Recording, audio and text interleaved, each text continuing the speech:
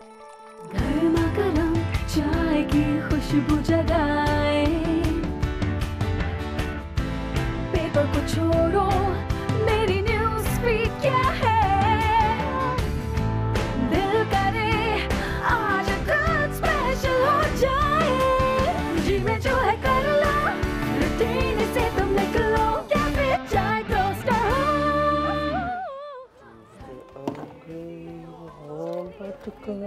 Good morning Dino. Good morning नसीब। Tuesday मुबारक हो, आपको भी ट्यूसडे मुबारक हो। ट्यूसडे मुबारक जी, तमाम लोग हमें देख रहे हैं। Welcome to cafe Chai toast और होस्ट, आप सबको गुड मॉर्निंग हमारी टीम की तरफ से। और मैं डीनो अली आपके सामने मौजूद। आज सुबह भी हम बड़े खुश हैं, बड़ा अच्छा दिन गुजरा अभी तक तो। हाँ, अभी तक तो अच्छा गुजर है, लेकिन अल्लाह करे बस ऐसे ही रहे, पूरा दिन इसी एनर्जी के साथ और इसी अच्छे फीलिंग्स के साथ गुजर जाए। बिल्कुल जी, अल्हम्दुलिल्लाह हमारा दिन अच्छा गुजरेगा। अल्हम्दुलिल्लाह। बिल्कुल जी, shout out to Khabib. And बिल्कुल, तो ये बताइए नसीब कि आज आप कितने एक्साइटेड हैं? आज आप एक नई ड्रिंक बना रहे हैं हमारे लिए। हाँ, आज मैं घर पे एक्सपेरिमेंट किया मैंने कल रात को। अच्छा, घर में एक्सपेरिमेंट किया? अच्छा, वो आपके जो पैसे हैं वो मैं सही जगह पे यूज कर रहा हूँ। मैं घर जाके वो सामान लेता हूँ और एक्सपेरिमेंट करता हूँ। पैसे? वो जो मैंने आपको मैंने आपको पैसे कब दिए? नहीं, वो मैं लेता हूँ। आप लेते किससे लेते? वो मैं टिल में से निकालता हूँ। रिसर्च, वो तो हमारा पेटी कैश है यार। रिसर्च मैं कैसे करूं? ओह गॉड यार, लेकिन बड़े मजे की ड्रिंक है वो, नाराज नहीं होना। अच्छा, ड्रिंक अच्छी है, फायदा हुआ है वो। मैं ड्रिंक आज बनाऊंगा और आपको पिलाऊंगा भी, आप भी देखना, बड़ा मजा आएगा। चले इंशाल्लाह। और याद रखिए दोस्तों, यारों अजीजों, कि आपने आज भी हमसे राब्ता करना है। हमें कॉल कीजिए, हमसे राब्ता कीजिए और हमें बताएं अपने बारे में, आपके दिन के प्लान्स क्या हैं, क्या सोच के रखा है, आज क्या होने वाला है, आज आपका दिन कैसा गुजरेगा, कोई अच्छे प्लान्स हैं, कोई मजेदार चीजें दिमाग में रखी हुई हैं, जरूर बताइएगा, हमसे राब्ता कीजिएगा। हम आपके राब्ते का इंतजार कर रहे होते हैं, हमें कॉल जरूर कीजिए। ऑब्वियसली अगर आपने कोई सवाल पूछना है ड्रिंक के बारे में या कुछ, अगर आप कुछ सजेशन दे सकते हैं नसीब खान को, तो आप बिल्कुल दे सकते हैं। हमें कॉल कीजिए और हमसे राब्ता कीजिए। और याद रखिए कि हमारे जो फेसबुक पेजेस हैं, हमारे सोशल मीडिया है, उस पर जरूर हमें फॉलो कीजिएगा, क्योंकि हमें आपकी राय से बड़ा फर्क पड़ता है, हमें पता चलना चाहिए कि क्या होने वाला है। एंड यार, लेकिन बाकी लोग कहाँ हैं? ये बस आप डीनो भाई थोड़ा सा हो जाएगी इजी। कभी कभार लेट हो जाते हैं, कभी कभार तो आती ही नहीं है। क्या मतलब आती नहीं है? मतलब कभी कभार क्या? कभी कभार आती ही नहीं है। मर्जी है ना, मूड की मर्जी है, तो जो है उसी के साथ हमें make most of what you आगे। अस्सलाम जी, मिल गया है? मुझको खुशियाँ मिल गया, मुझको खुशियाँ मिल गया, मिलने दे। साजी इस्लाम जी, वालेकुम सलाम। कैसे हैं आप लोग? ठीक है, माशाल्लाह माशाल्लाह, आप लोग तो बड़े खूबसूरत लग रहे हैं। अरे नसीब, तू तो आज बड़े चंगा लग रहे हैं। अरे आपकी क्या प्यारी जैकेट है, क्या आस्तीन है, वाह वाह। अरे तू हंसो कितना आज प्यारा लग रहा है। अरे भाई, क्या हो गया इतनी खुश? वजह क्या हो गया है? आप तो कभी भी इतनी खुश नहीं होती है, तो रोज सुबह या तो बस वाले की वो कर रही होती है, या तो रिक्शे वाले की। आज तो हमारी तारीफ कर रही है। और आप तो हर वक्त सड़े हुए मूड में रहती हैं, आज तो आप बड़े खुशी आई। वजह क्या है इसकी? सर, इसकी वजह यह है कि मैं आज अपने आप को बड़ा फख्र महसूस कर रही हूँ कि मैं अपने छोटे से प्याले से मुन्ने की माँ हूँ। ओह वाओ, मुझे आज बड़ा फख्र अपने बच्चे पे। अच्छा? मेरे बच्चे ने मैथमेटिक्स में ना माशाल्लाह माशाल्लाह 100 to 100 नंबर लिए हैं। ओह वाह, मुबारक। चले माशाल्लाह, मुबारक हो। ये तो बड़ी अच्छी बात है, बड़ी मेहनत की होगी आपने। हाँ जी, मैं तो परसों पूरी रात जाग के उसको बता के, नहीं बेटा ये ऐसे करना, नहीं बेटा ऐसे कर। सुबह जब वो पेपर देकर आया तो शाम में जब मैं कार पहुंची ना सर जी, इतनी मुझे खुशी हुई है ना, मैंने उसका मार्क्स देखे। लेकिन एक चीज़ का मुझे ना अफसोस भी है। किस चीज़ के अफसोस है आपको? मैंने सर जी अपने बच्चे के साथ बड़ा जुल्म किया। क्या जुल्म किया? क्या हुआ? सर जी, मैंने ना उसको ना सोने नहीं दिया, उसको खाने को नहीं दिया। मैंने कहा जब तक तेरे ना 100 में 100 मार्क्स नहीं आते ना, मैंने तुझे इन्हें छोड़ना नहीं है।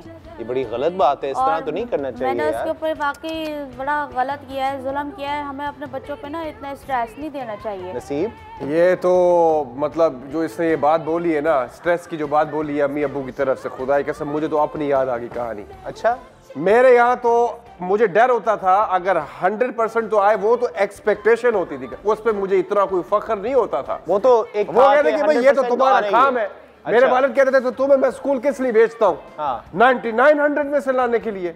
वो मतलब और जिस दिन मेरा आ गया, अल्लाह माफ करे, मुझे अभी भी याद है मेरा 90 आउट ऑफ 100 आया था मेरे फाइनल पेपर में। तो इतनी मार पड़ी मुझे इतनी मार पड़ी, मैं तो अब डर लगता था मुझे। अब आज ही मुझे किसी चीज पे नंबर या ग्रेड्स का हो ना, तो मेरे अंदर वो हॉल जाग रहे होते कि अभी मुझे कोई ना मारने वाला है अभी कहीं ना कहीं। ये सच्ची मुच्ची की बात है, ये सच्ची मुच्ची की बात है। मुझे नहीं लगता ये सच्ची मुच्ची वाली बात ही नहीं है। क्यों? लेकिन सर जी मैं आपको एक बात बताऊं बात ये है कि ना मुझे ना बड़ा अफसोस हो रहा है कि मैंने अपने बच्चे पे से उसके ना हल्के भी पड़ गए, ठीक है, और दूसरा ये कि ना वो बड़ा कमजोर सा लग रहा है। नहीं, तो मैंने ये सोचा कि ना मैं अपने मोहल्ले वाले से भी कहूंगी कि ना अपने बच्चों पे जुल्म ना करें। नहीं, बिल्कुल ना करें। और ये बिल्कुल आपने अच्छी बात की और अच्छा है कि आपको इस बात का एहसास हुआ, क्योंकि अक्सर माँ बाप को इस बात का एहसास नहीं होता कि वो अपने बच्चे पे कितना प्रेशर डालते हैं। पढ़ाई वैसे ही बड़ी मुश्किल चीज़ होती है, जैसे ही बच्चा बड़ा होता रहता है, बहुत सारी उसकी पर्सनल एक्टिविटीज़ होती हैं, वो उन पे ध्यान नहीं देता। जो बच्चा रहने के लिए बच्चे को मतलब उसकी जो चाइल्डहुड जो मेमोरीज होती हैं वो अफेक्ट होती हैं, उसको डर लगता है। और माँ बाप खास तौर से ना बड़ा प्रेशर डालते हैं, बड़ा जो ये खास तौर से मारने का, खास तौर से पनिश करने का, खास तौर से चीखने चिल्ला, हर चीज का एक अफेक्ट होता है बच्चे पे। लेकिन पता है अल्हम्दुलिल्लाह मैं एक बात बोलूंगा, मेरे अम्मी अब्बू ने मुझे मारा है और इसलिए मैं इंसान बना हुआ। नहीं बट देखिए मुझे तो पड़ी है। देखिए मैं आपको एक बात बताऊं, देखिए ये हम नहीं होते, हमारा कोई काम नहीं किसी को बताना है कि कौन अपने बच्चे के साथ किस तरह रखे, वो उनकी अपनी मर्जी है। बात के साथ जोड़ूं एक बात। हाँ बोले। देखिए वो जो जैसे हम अपने बच्चों को ना सुबह से लेकर रात तक ऐसा मसरूफ रखते हैं कि कहते हैं तंगी ना करें। सुबह स्कूल चले गए, आए तो फिर उनको दोपहर में ना ट्यूशन भेज दिया, फिर वो आए तो मदरसा भेज दिया, फिर आए तो घर में बिठा दिया पढ़ने के लिए। उनको इतना फुर्सत ही नहीं देते कि वो कुछ बोल सके। और उसकी क्रिएटिविटी पे बच्चे की, उसकी प्रोडक्शन पे, उसकी ओवरऑल हेल्थ पे अफेक्ट पड़ता है। मुझे याद है कि मैंने एक स्टडी पढ़ी थी, ये स्टडी निकली थी आई थिंक किसी इंटरनेशनल न्यूज़पेपर में मैंने पढ़ी थी, जिसके अंदर उन्होंने कहा था कि चीखना चिल्लाना भी बच्चे पे एक साइकोलॉजिकल अफेक्ट करता है। सिर्फ मानना वो तो दूर की बात है कि आपने चलते फिरते लगा दिया इस तरह करके, लेकिन जो चीखना चिल्लाना है उससे भी बच्चे पे बड़ी साइकोलॉजिकली अफेक्ट होता है। So you have to be very careful with your children, क्योंकि हर चीज़ का कोई ना कोई इफेक्ट होता है। उस वक्त शायद नजर ना आए आपको, हो सकता है उस वक्त बच्चा आपको ठीक लगे, हाँ अभी थोड़ी देर पहले इस पर चलाया, अब तो बिल्कुल ठीक है जी, टॉफियाँ खा रहा है और बैठा हुआ गेम खेल रहा है वगैरह, is fine, but like psychologically आगे जाके उस पर कोई ना कोई ये इफेक्ट ज़रूर होता है। तो आई थिंक कि बच्चों पे इस तरह की जो जैसे कहते हैं ना जोर ज़बरदस्ती या चीखना चिल्लाना या फिजिकल होना, आई थिंक ये नहीं होना चाहिए। आई थिंक कि मतलब मैं जानता हूँ कि हमारे कल्चर में ये बहुत चीज़ें होती हैं, मतलब मैंने भी बड़ी मार खाई है, लेकिन आप हमें कॉल करके बताएं कि आप अपने बच्चे को किस तरह मतलब जिसे कहते हैं उसकी अपब्रिंगिंग किस तरह की कर रहे हैं, आप किस तरह का प्रेशर अपने बच्चे पे डालते हैं, पढ़ाई के हवाले से, उसकी अपब्रिंगिंग के हवाले से आप अपने बच्चे पे क्या जिसे कहते हैं उसको किस तरह बड़ा करते हैं, उस पर क्या असर होगा, तो ज़रूर हमें बताइएगा और हमसे कॉल करके बात कीजिएगा, क्योंकि ये बड़ी एक इंपॉर्टेंट बात है और हम चाहते हैं कि माँ बाप जो हमें देख रहे हैं हमें कॉल करें और हमसे सवाल करें, हमसे बात करें। हम जानना चाहते हैं कि आप अपने बच्चों की किस तरह तरबियत कर रहे हैं, हमें कॉल करें। लेकिन हम आपसे बात करेंगे ब्रेक के बाद, तो ब्रेक के बाद मिलते हैं, कहीं मत जाइए, विल बी राइट बैक।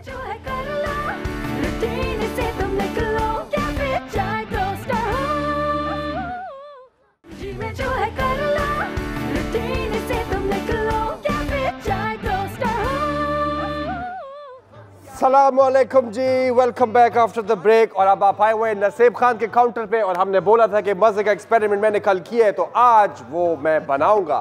तो आज है पाइनएप्पल स्लश। पाइनएप्पल स्लश, हाँ बिल्कुल, आज काउंटर हाँ एंड सी के क्या बना रहे हैं आप। हाँ भाई पाइनएप्पल स्लश बना रहे हैं। इसके लिए जो चीजें इकट्ठी की है मैंने वो है पाइनएप्पल का 1 कप लिए मैंने काट के चॉप, आइस लिए, लेमन जूस निकाला हुआ है और थोड़ी सी शुगर निकाली हुई है इन केस ज्यादा मीठा आपको ना लगे। हाँ ठीक है, सही है। तो ये पाइनएप्पल डालेंगे, पाइनएप्पल हम डाल देंगे, 1 कप पाइनएप्पल का डाल दिया, ठीक है सही है। 1 कप हमने आइस डाली, आइस डाल दी, वाह वाह वाह वाह वाह वाह वाह, और 2 चम्मच हम डालेंगे लेमन जूस के। यार 3 डाल दें यार वो ज्यादा खट्टा ना हो। अरे 3 डाल दें यार, ये आपके कहने पे डाल रहा हूँ मैं, वैसे मैंने अब 2.5 करता हूँ ना, तेरी ना मेरी, ठीक है ठीक है डन, ये हो गया, ये हो गया। और अब हम 1 चम्मच इसमें शुगर का भी डाल देंगे क्योंकि ठीक है, डन डाल दिया। हाँ जी 1 चम्मच डाल दिया, हाफ कप पानी, हाफ कप पानी, ठीक है वंडरफुल। अब ये आएगा और अब जब तक आप इसको ये बना रहे हैं मैं आपको बता दूं बिफोर यू स्टार्ट, मैं तमाम लोगों को बताना चाहता हूँ कि हमारा एक अदद सेगमेंट है which is of course our news feed. तो हम आपको दुनिया भर की कहानियाँ, दुनिया भर की न्यूज़, दुनिया भर की चीज़ें हम आपको लाके दिखाएंगे। और लेकिन अभी हम लोग पहले वापस रेसिपी की तरफ चलते हैं, फिर उसके बाद हम लोग आएंगे और हम न्यूज़ फीड की बात करेंगे। तो रेसिपी स्टार्ट। तो चल गया ये हमारा पाइनएप्पल स्लश जूस अब बन रहा है।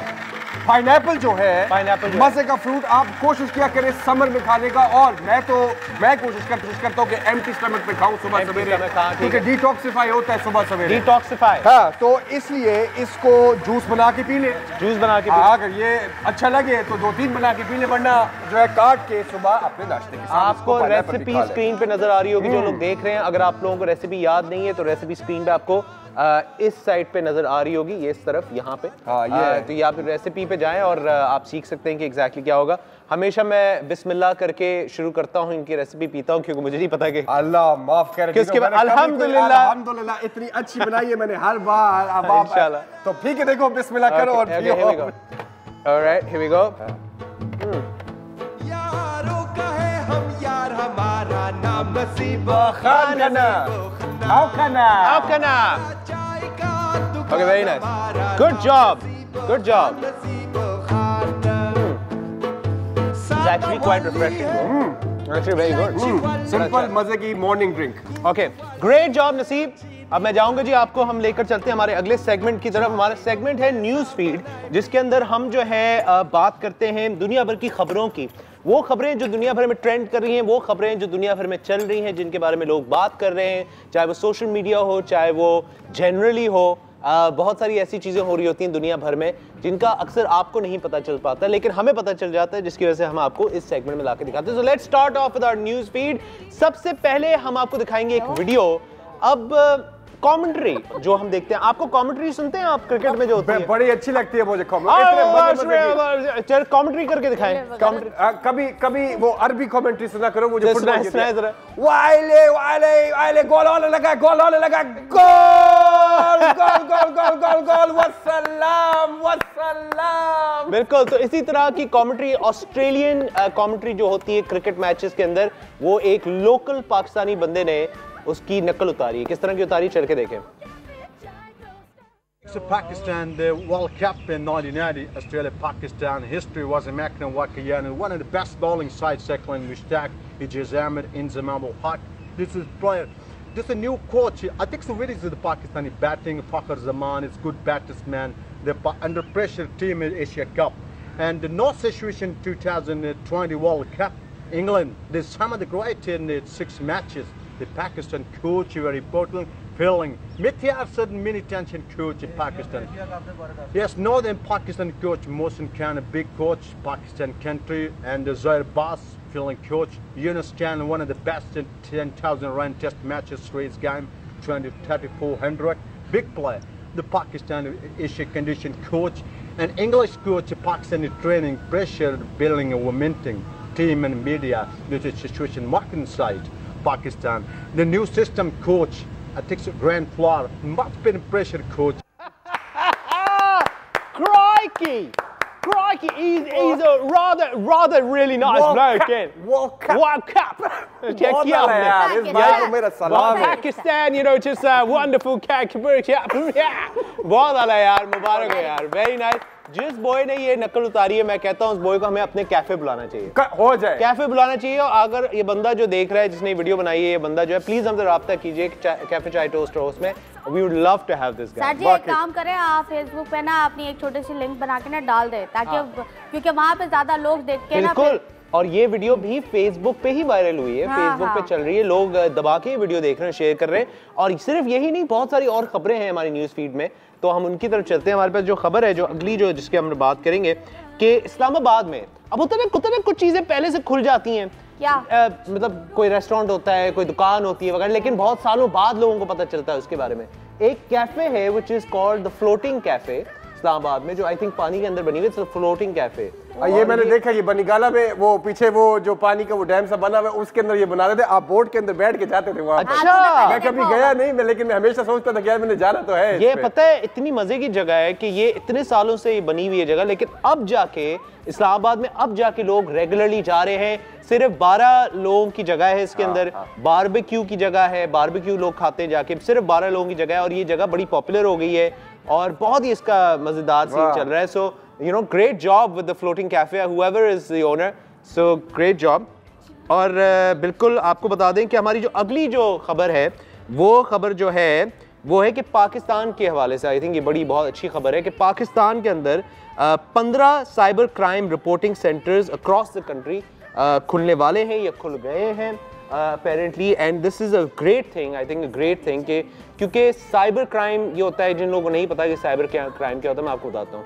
सोशल मीडिया पे, फेसबुक पे, आपके ट्विटर पे, जहाँ पर भी आप हर कोई सोशल मीडिया पे, आपका भी फेसबुक है, मेरा भी, इनका भी है, फेसबुक पे अक्सर ही होता है, ख़ासतौर से ख़वातीन के साथ बहुत बुलिंग होती है, बहुत तंग किया जाता है, बहुत सारी गंदी गंदी बातें और पता नहीं क्या क्या मैसेजेस और एक आईडी बनाई हुई है मेरी, तो 2-3 बनाई हुई है। बिल्कुल आईडीज लोगों ने नकली आईडीज बनाई हुई है, तो ये ऑब्वियसली साइबर का ही होता है कि उसको अब आप रिपोर्ट कर पाएंगे because there is a cyber crime reporting centres 15 which will be opening all over the country. The Interior Minister of Pakistan has given go to the federal investigation agencies to establish 15 cybercrime reporting centers across Pakistan, which I think is fantastic.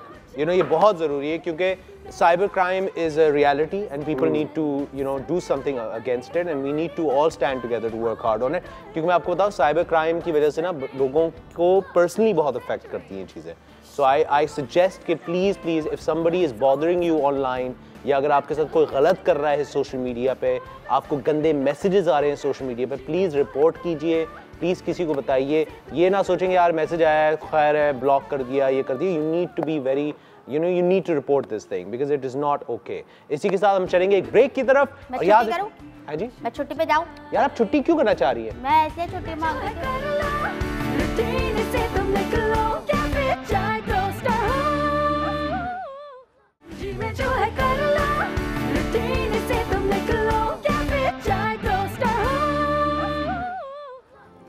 और जी welcome back to cafe Chai toast और host. और हमेशा की तरह हमारा एक अदद segment होता है जो लोगों को बहुत पसंद है, लोग बड़ा शौक से ये सेगमेंट हमारा देखते हैं क्योंकि कुछ ना कुछ नया सीखने को हमेशा मिलता है। Floral artistry, floral work, floral art, फूलों को लेके, डेकोरेशंस को लेके मज़ेदार खूबसूरत पीसेस बनाना, एक बनाना कितनी खूबसूरत एक जो आर्ट है उसको हम ला के दिखाते हैं आप हमारे सेगमेंट के अंदर जिसका नाम है गो विद द फ्लो।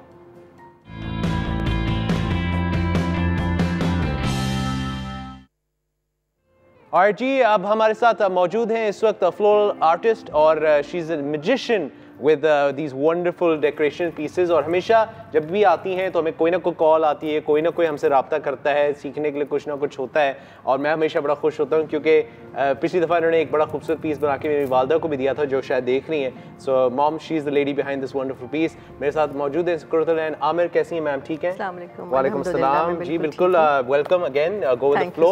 और बताइए आज हम क्या कर रहे हैं? आज हम जो करने वाले हैं इसके पीछे थोड़ा सा एक छोटी सी कहानी है। जी जी बताइए। ज़्यादा लंबी नहीं है। एक्चुअली आज मैं स्ट्रक्चर बना रही थी और उन चीज़ों से बना रही थी जो कि मैं ये बताना चाह रही थी कि हम जब फ्लावर भी यूज़ करते हैं तो हम उसका जो पोर्शंस होते हैं जिसको आम लोग कहते हैं कि भाई ठीक है हमने फूल काट के रख लिया और बाकी चीज़ें हमने फेंक दी, तो हम उसको भी काम में ला सकते हैं। अच्छा। तो मेरे जहन में ये आया था, ये दिस इज़ जिप्सोफिलिया, ये मैंने पहले भी बताया है। इसको बेबीज ब्रेथ भी कहते हैं। आमतौर पे हम ये करते हैं कि हम इसका इतना पोर्शन काट के फ्लावर में यूज़ कर लेते हैं और बाकी जो ये स्टिक्स होती हैं यहाँ तक वाली ये हम फेंक देते हैं। तो हमारा एक बहुत ग्रैंड इवेंट था बहुत कुछ 6-8 महीने पहले, तो लोग इसको काट काट के फेंक रहे थे and I was just observing कि मैं इसको किस काम में ला सकती हूँ। You know what did I do, मैंने सारा इकट्ठा किया, इसको ड्राई किया और ड्राई करने के बाद इस फॉर्म में आ गया। तो बेसिकली जी ये जो है आपको नजर आ रहा होगा like ये आप देख सकते हैं कि ये जो है दिस इज बेबीज ब्रेथ। इसका दूसरा नाम क्या है? Botanical name is gypsophila. Gypsophila अगर आप ये देखें, अगर ये तो जिप्सोफिलिया है, इसको इन्होंने इसकी जो टहनियाँ हैं, इसकी जो ये स्टिक्स हैं, इनको ड्राई करके ये इस फॉर्म में आ गई हैं, which is amazing. ओके ठीक है, तो इनको ड्राई किया आपने, ठीक है। उसके बाद मैंने इसको बैठ के स्ट्रक्चर बनाया। स्ट्रक्चर बड़ा खूबसूरत बना था, इस तरह से ओवरलैप करके ग्लू गन के साथ। It was a very nice structure and I was planning to do the flower arrangement for today over that structure, but you know transportation में थोड़ा कभी मिसहैप हो जाता है, यू नो। ये स्ट्रक्चर टूट गया। अब जब टूट गया तो फिर हमें ये नहीं करना चाहिए कि ओ माय गॉड हम क्या करें इसका। तो मैंने फिर बैठे बैठे ये सोचा कि अच्छा मैं इसको इस तरह से करती हूँ कि इसको इंडिविजुअली मैंने अपने अरेंजमेंट में इसको शो करूँगी।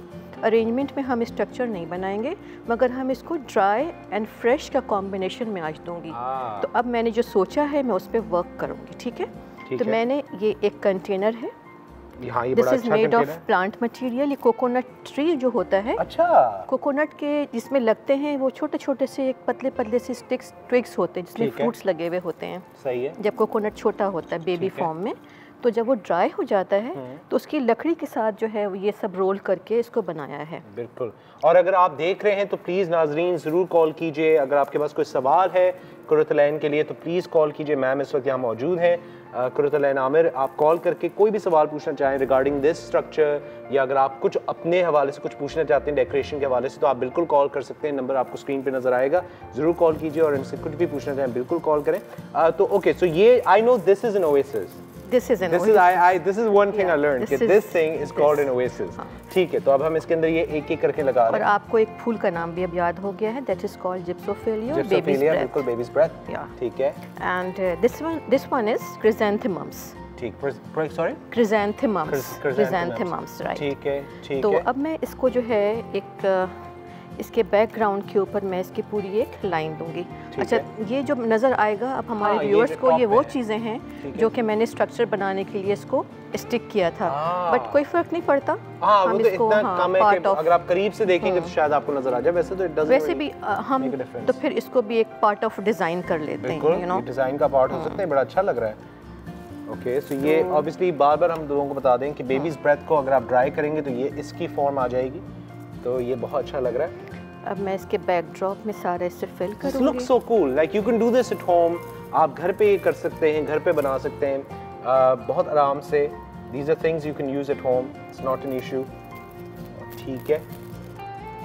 तो मैम ये बताइए कि लाइक अगर लेट्स से अगर आपको ये नहीं मिलता, बेबीज़ ब्रेथ अगर नहीं मिलता आपको, तो इसकी जगह और भी कोई चीज़ है जिसको आप ड्राई करके यूज़ कर सकते हैं? और कोई अगर प्लांट्स, बहुत चीज़ें होती हैं, जैसे बैम्बू स्टिक्स होते हैं, पतले पतले से वो होते हैं। फिर हमारी जो ट्विग्स एंड ब्रांचेस होती हैं जो हमें अक्सर नज़र आती हैं, हमारे घर में कोई गार्डन में कोई दरख्त हमारा ड्राई हो जाता है, जल जाता है कोई प्लांट, तो हम उसके ब्रांचेस को काट के उसको हम ड्राई करते हैं, उसको साफ करते हैं, उसको हम अपनी मर्ज़ी से कोई कलर स्प्रे कर देते हैं, वरना कोई लेकर कर देते हैं, उस पर एक पॉलिश लुक आ जाती है। तो उससे ये होता है कि आपका डिज़ाइन जो है वो उसमें एक लुक आ जाती है कि हाँ इसमें कोई डिज़ाइनर टच है, ये एक नॉर्मल डिज़ाइन नहीं है। और यही वो चीज़ें हैं जिनसे आप अपने डिज़ाइन को इन्हांस करते हैं, वरना फिर वो एक नॉर्मल सा फ्लोरल अरेंजमेंट हो जाता है।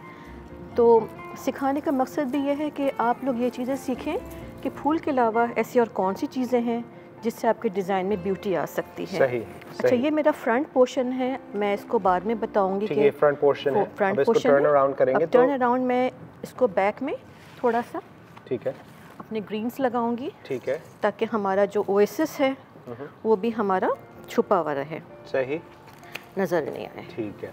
तो इसको मैंने बैक साइड के ऊपर, ठीक है, ये इसका बैकग्राउंड है। इससे And डेप्थ again, भी आती if you है। don't have this particular placement, तो आप इसकी जगह और भी कोई चीज़ इस्तेमाल कर सकते हैं। हमारे जैसे ग्लास के हमारे शैलो से होते हैं कंटेनर्स। इवन ये कि कुछ मैंने ये भी देखा है लोगों को, जैसे कि अगर आपके पास कोई कंटेनर भी नहीं है तो हमारे जो पायरेक्स के हमारी जो डिशेस होती हैं जिसमें हम अक्सर अपना खाने पीने की चीज़ें हम निकालते हैं, तो आप उसको भी यूज़ कर सकते हैं ओएसिस डाल के। सो सही। I learn new things every day, everyone। जिस तरह मैं कुछ सीख रहा हूँ आप भी सीख रहे होंगे। अगर मैं बार बार आपको यही कहूँगा कि अगर आपके पास कोई सवाल हो ज़रूर कॉल करें, क्योंकि यही मौका होता है कि आप इनसे कुछ ना कुछ सीखें। और जब भी आती हैं हमेशा कुछ ना कुछ मुझे सिखा के जाती हैं और मुझे लगता है कि आहिस्ता आहिस्ता जितना आती रहेंगी कुर्तलैन, मुझे लगता है कि आगे जाके मैं कुछ ना कुछ मतलब मैं भी शुरू हो जाऊंगा बनाना। So it's really cool.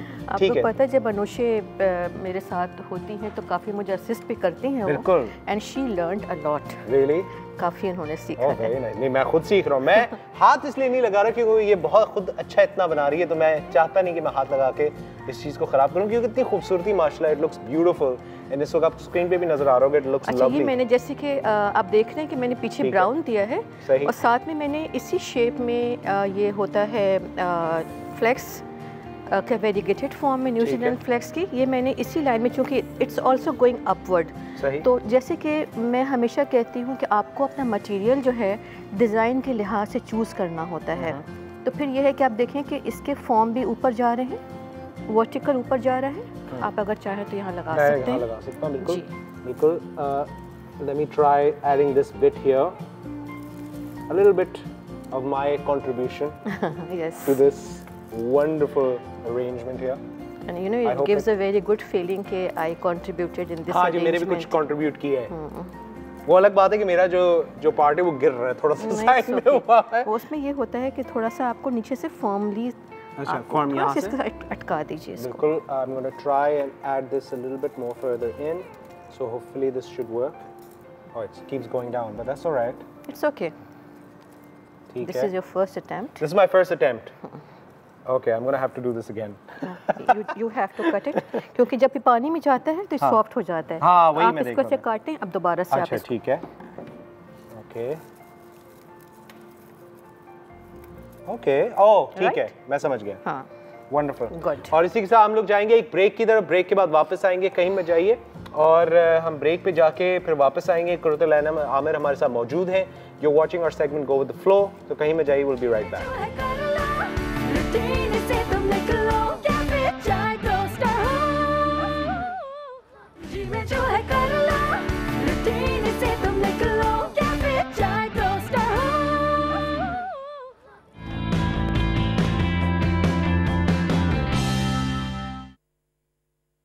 Back everyone, आप लोग देख रहे हैं कैफे चाय टोस्टर होस्ट, और इस वक्त जो है कुर्तलैन आमिर हमारी फ्लोरल आर्टिस्ट जो है, उन्होंने अपना ये क्रिएशन ऑलमोस्ट तैयार कर लिया है। अगर हम चल के देखते हैं, इस तरह देखिए तो ये इतना खूबसूरत, wow it looks beautiful, this is fantastic. और ये अभी कंप्लीशन की तरफ चल रहा है। अगेन हम आपसे कहेंगे if you have any questions you can always get in touch with us. और तो आपने अभी क्या क्या चीजें ऐड कर ली हैं इसके अंदर? ये क्या है? जी ये फर्न है। फर्न्स, ठीक है। और फर्न की बहुत वैरायटीज होती हैं। मैंने फर्न यूज़ किया है और मैंने ड्राइसिनिया लीव से ओएसिस को अपने छुपाया है। ये एस्पेराग्रास है और इससे आपके डिज़ाइन में सॉफ्टनेस आती है और इसमें एक मूवमेंट भी होती है। और ये भी मैंने ऐड किया है। अब मेरी कोशिश ये है कि नीचे जो बॉटम है इसको मैं एक ग्रीन एरिया करूं। उसके लिए मैंने डिफरेंट टाइप के फोलिएज यूज़ किए हैं, जिसमें फर्न्स भी शामिल है और पैराग्रास भी शामिल है, ड्राइसिनिया भी शामिल है।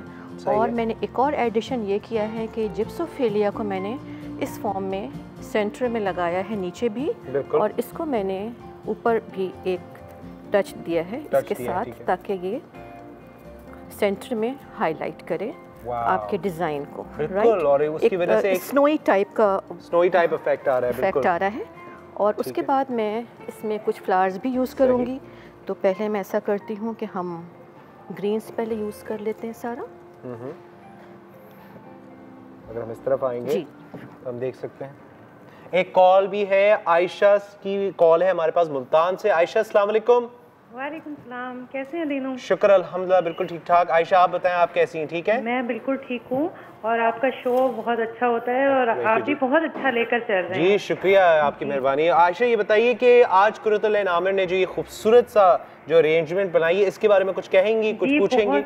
मुझे फूलों से वैसे ही बहुत ज़्यादा पसंद है मुझे फूल, और जब ये सेगमेंट आता है तो मैं बड़े शौक से देखती हूँ। मैंने काफ़ी चीज़ें इनसे सीखी हैं। अच्छा। और आज भी बड़ा ज़बरदस्त इन्होंने बनाया। एक इन्होंने बनाया था ग्लू गन से ना, पानी में डालकर, वो भी मैंने बनाया और वो बड़ा ज़बरदस्त, मेरे बच्चों को भी बड़ा पसंद। अरे ये तो बड़ी अच्छी बात है, ये तो बहुत अच्छी बात है। तो आज आप इनसे कोई सवाल पूछना चाहती हैं तो आप पूछ सकते हैं, कुछ भी पूछना चाहें।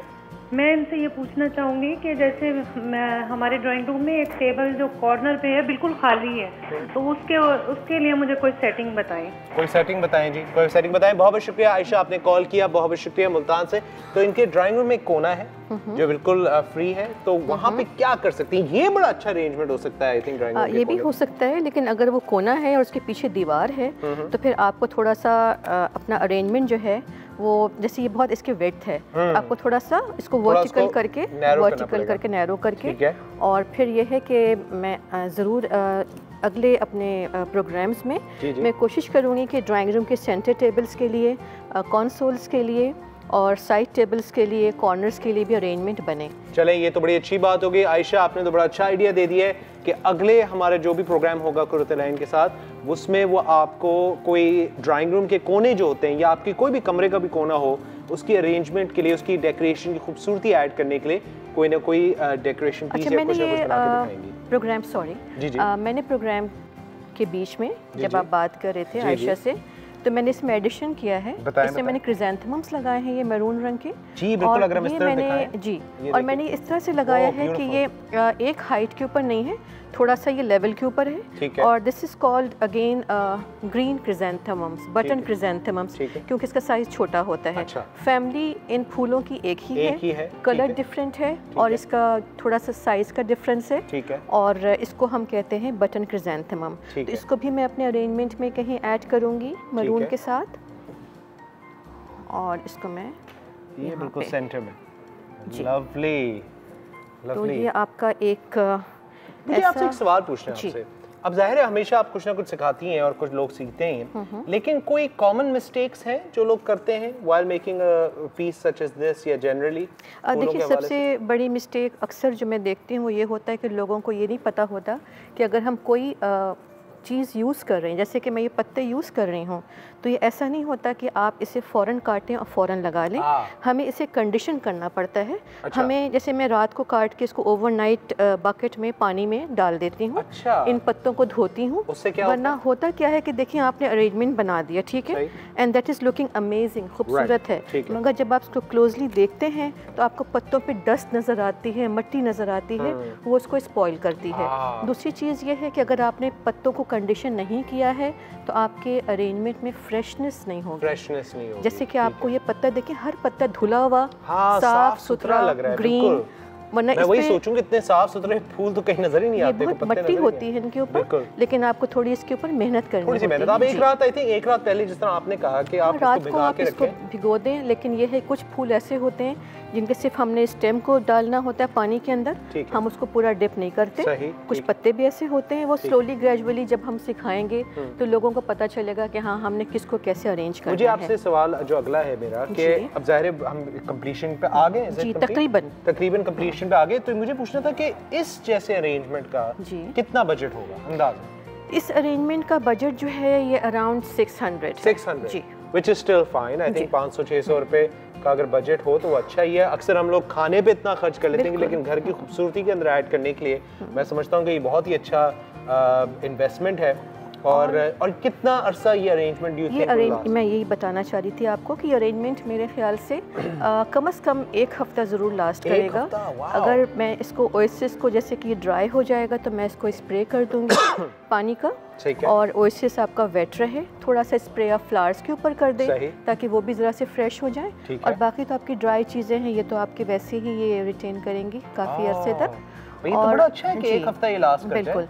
और जब आपके जिप्सोफिलिया भी सूख जाएंगे तो अगेन अब मुझे ये समझ में आया है कि अब लोग जो है वो भी इतना समझ गए हैं कि अब वो इसको फेंकेंगे नहीं, बल्कि वो ड्राई कर लेंगे और ड्राई करके इस फॉर्म में कलेक्शन करें वो। बिल्कुल। अच्छा, और दूसरी चीज़ क्या, मैं एक और चीज़ आपको बताऊं कि जिप्सोफिलिया का ये पोर्शन भी जो होता है, फूल भी, ये भी ड्राई होने के बाद हम इसको यूज़ करते हैं, इसको भी हम नहीं फेंकते, इसको हम डिफरेंट स्प्रे कर देते हैं, लाइक गोल्ड स्प्रे कर दें, सिल्वर कर दें, तो ये ड्राई फॉर्म में छोटे छोटे ये फ्लावर्स होते हैं और ये स्प्रे होने के बाद इट लुक्स अमेजिंग, बहुत अच्छे लगते हैं ये। तो ये भी आप ड्राई कर सकते हैं। और मैंने आपको बताया कि इसका बजट मोर और लेस अबाउट 600 रुपीज़ है, और which is I think is a great investment.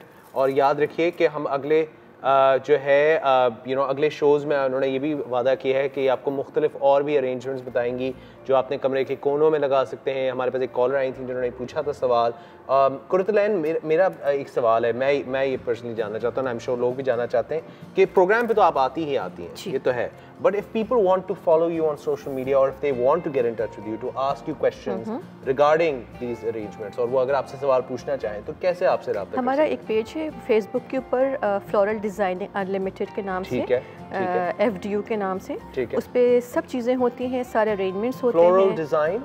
Floral designing unlimited, FDU। तो उस पर यह है कि हमसे लोग रब्ता करते हैं, हम जो वर्कशॉप्स कराते हैं हम उस पर देते रहते हैं कि हम कहाँ पे क्या चीज़ सिखा रहे हैं, तो लोग हमें कॉल्स भी कर लेते हैं और रब्ता भी। What's the most common question? कोई एक सवाल जो हर वक्त आता है, वो क्या होता है? वो हर वक्त जो है वो सवाल ये आता है, किसी न किसी के कोई ना कोई इवेंट हो रहा होता है, तो वो हमसे ये पूछते हैं कि ऐसी कोई चीज़ हमें बताएं जो हम बर्थडेज में भी रख दें, हम थोड़ी सी छोटी मोटी इंगेजमेंट्स में भी रख दें, लंचेस पे रख दें, डिनर्स पे रख दें। और दूसरा सवाल यही होता है कि जी कौन से फूल ऐसे हैं जो कि हमारे बजट में आ जाएंगे, क्योंकि वो ऑफ कोर्स कराची में फूल जो है हमारे लोकल बहुत कम होते हैं, रोजेज़ और ग्लैड्स ही होते हैं, तो हमें ऑफ कोर्स जाना पड़ता है इम्पोर्टेड के ऊपर, तो हम थोड़ा सा उनको गाइडलाइन दे देते हैं क्योंकि हमें पता होता है।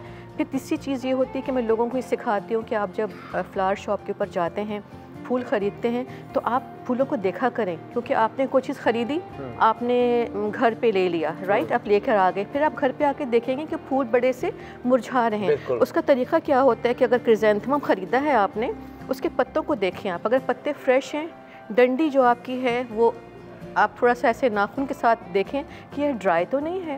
अगर ड्राई है दैट मीन्स कि पहले ही वो उस चिलर में 1 हफ्ते से रखा हुआ है। अच्छा, don't buy those, don't buy the ones that are dry, don't buy those जी। अगर आपके पत्ते फ्रेश हैं, उसके स्टेम आपको ड्राई नज़र नहीं आ रही है, जैसे अब देखें समझ में आ जाती है स्टेम देखने के बाद ही कि हाँ ये ड्राई है कि क्या है, तो फिर आप वो चीज़ें ना ख़रीदें, आप वो ख़रीदें जो कि आपको फ्रेश नज़र आती है। सही।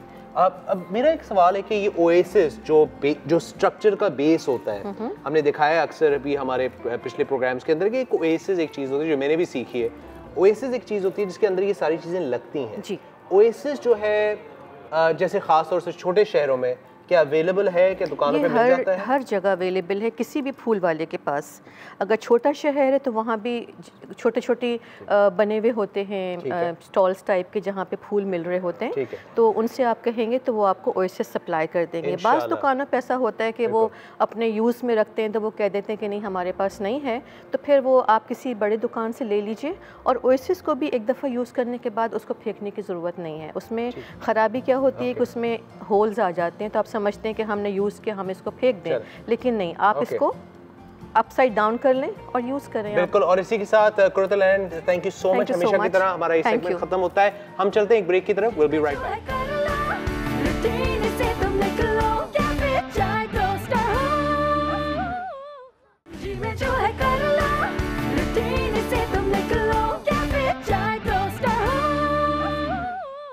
Alright, are we back? सलाम जी, सलाम बाजी, कैसी हैं आप? Welcome cafe chai toaster host. Thank you so much. मैं हूँ झिलमिलाती, मुस्कुराती, शर्माती हुई सी ऑलवेज इस कैफे के मैनेजर, महल्ले वालों की शान, इस कैफे की जान। मुझे ऑर्डर पास कीजिए। अब थैंक यू सो मच। कीजिए। आई थिंक सुबह है ना, I think I will have coffee, और अगर कॉफ़ी के साथ बस मुझे कुकीज़ ला दो तो बस आई विल बी हैप्पी। क्या बात है, आज तो कुकीज़ बहुत अच्छी बात है। मेरे साथ आएंगे ना, कम पड़ेगा। ठीक है, ठीक है। वंडरफुल। अब हो गया ऑर्डर? हाँ, हो गया। आप बड़ी अच्छी लग रही हैं आज। शुक्र है आपने और मजाक नहीं किया। मैं तो तारीफ कर रहा हूँ इतना कुछ। एनीवे, चलें जी, बिल्कुल पिछली ऑर्डर ले चुकी हैं और इस वक्त हमारे साथ मौजूद हैं माइटी मॉम अफशा खालिद। कैसी हैं आप? ठीक हैं? थैंक यू, अल्हम्दुलिल्लाह। आप कैसे हैं? बिल्कुल शुक्र अल्हम्दुलिल्लाह। अफशा पहले भी हमारे कैफे आ चुकी हैं, लेकिन मैं आप लोगों को बताना चाहता हूँ ये हमारा एक अलग सेगमेंट है, जिस सेगमेंट का जो नाम है वो है माइटी मॉम्स। और माइटी मॉम्स एक ऐसा सेगमेंट है जहाँ पर हम एक्चुअल मॉम्स को बुलाते हैं ताकि वो अपने पेरेंटिंग एक्सपीरियंस और टिप्स और चीज़ें हमसे शेयर करें, ताकि जो घर में बैठी हुई मॉम्स देख रही हैं वो हमसे, जिसे कहते हैं, हमसे रब्ता करें और वो बताएं कि उनको कैसा महसूस किया obviously. So this is our segment mighty moms.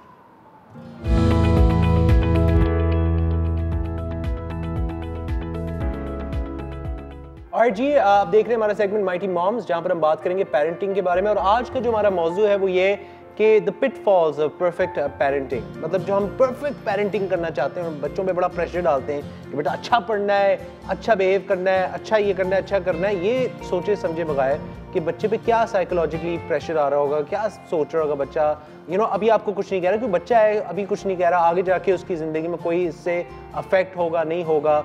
तो हम बात करेंगे अफशा से, जो आज हमारे कैफ़े आई हुई। अफशा, तो आज हम बात करें पिटफॉल्स ऑफ परफेक्शनिस्ट पेरेंटिंग। तो मतलब इसका यही है कि वो माँ बाप जो बड़ा प्रेशर डालते हैं अपने बच्चों पे पढ़ाई के हवाले से या बिहेवियर के हवाले से। अपना थोड़ा सा बताइए कि आपका क्या रिलेशन है आपके बच्चों के साथ? बिस्मिल्लाहिर्रहमानिर्रहीम। मेरे साथ 4 बच्चे, अल्हम्दुलिल्लाह। I brought up 4 kids. They are like, in fact शादी भी हो गई है, और like that, but I pass through the stage of Montessori schooling university level. एक चीज़ जो मैंने बहुत लर्न की थी एज अ पेरेंट, वो ये था कि इनिशियली मैंने देखा कि हम अपना एक कॉन्सेप्ट एज अ पेरेंट बना लेते हैं। This is how I want to see my child. सही है। इरिस्पेक्टिव ऑफ द फैक्ट कि चाइल्ड आगे से वो मेरे रिस्पॉन्सेज मुझे दे पाएगा कि नहीं देगा। सही। सो एज अ पेरेंट मैंने जो जितना लर्न किया वो ये था कि बच्चे के अंदर अनरियलिस्टिक एक्सपेक्टेशंस डालने से बच्चा अपना सेल्फ इमेज और सेल्फ इस्टीम खो देगा। क्योंकि आप उसके अंदर वो चीज़ें एक्सपेक्ट कर रहे हैं जिसको अभी आपने देखा भी नहीं है कि वो उसको कर भी सकेगा कि नहीं कर सकेगा। फॉर एग्ज़ाम्पल, अगर मुझे चाहिए कि मेरा बच्चा A+ लाए, A* लेकर आए, एंड A* का जो एवरेज है वो 75 एंड अबव पर जाकर आता है, और मैं उसकी इमेज बना लूँ कि नहीं तुम तो 90 से कम ला ही नहीं सकते। अब मुझे नहीं पता मेरे बच्चे का एप्टीट्यूड है भी 90 का कि नहीं है, तो ये अनरियलिस्टिक अप्रोच है। तो मुझे एक बात बताएं अफशा, अब ज़ाहिर है जब आप नई पेरेंट बनी थी, जब नई ऑब्वियसली जब पेरेंटिंग शुरू की थी, तो उस वक्त ज़ाहिर है आपने जैसे कहा आपने सीखा है ये वक्त के साथ। मैंने बिल्कुल बच्चों के साथ बहुत लर्न किया है। तो मुझे बताइए वो कौन सा लम्हा था, वो कौन सा टाइम था जहाँ पे आपको समझ आया कि यार इस तरह अप्रोच नहीं करना है? इसलिए कि मैंने ये देखा कि देखिए स्कूलिंग तक तो बच्चे सब ठीक होते हैं, इतना प्रेशर नहीं आता। जब कॉलेज और यूनिवर्सिटी का लेवल आता है तो बहुत पेयर प्रेशर होता है। बच्चों का आपस में एक अनरियलिस्टिक कंपटीशन स्कूल में भी चल रहा होता है, और विद एक टीचर और चाइल्ड की भी एक रिलेशनशिप बन रही होती है। मुझे याद है मेरे बच्चे जब यूनिवर्सिटी में, even if they would call me 2 days before the exam और वो कह दें कि हम स्ट्रेस आउट हो रहे हैं, या अगर वो कह दें कि मुझे लग रहा है आई नो नथिंग, हालांकि मेरे अल्हम्दुलिल्लाह सारे A grade प्लस स्टूडेंट थे माशाल्लाह। मेरे, I never had issues with my daughters. So the first question मैंने हमेशा अपने बच्चों को पूछा था वो ये, okay what is the worst that can happen? You will fail, you will drop your exam, इसके तीसरा बताओ वर्स्ट क्या होगा? Fine, I say don't want to appear, don't appear. अच्छा। But if you will take that stress और वो anxiety mode में चले जाओगे, जो आता है वो भी भूल जाएगा। बिल्कुल। और जब तुम पेपर के आगे बैठोगे तुम ब्लैंक हो जाओगे। बिल्कुल, और ये आगे जाके आपको अफेक्ट कर सकता है। और तुम ब्लैंक हो जाओगे, और वो जब तुम छोड़कर आओगे ना, उसकी जो स्ट्रेस और बढ़ेगी, वो हमारी रिलेशनशिप को अफेक्ट करेगी।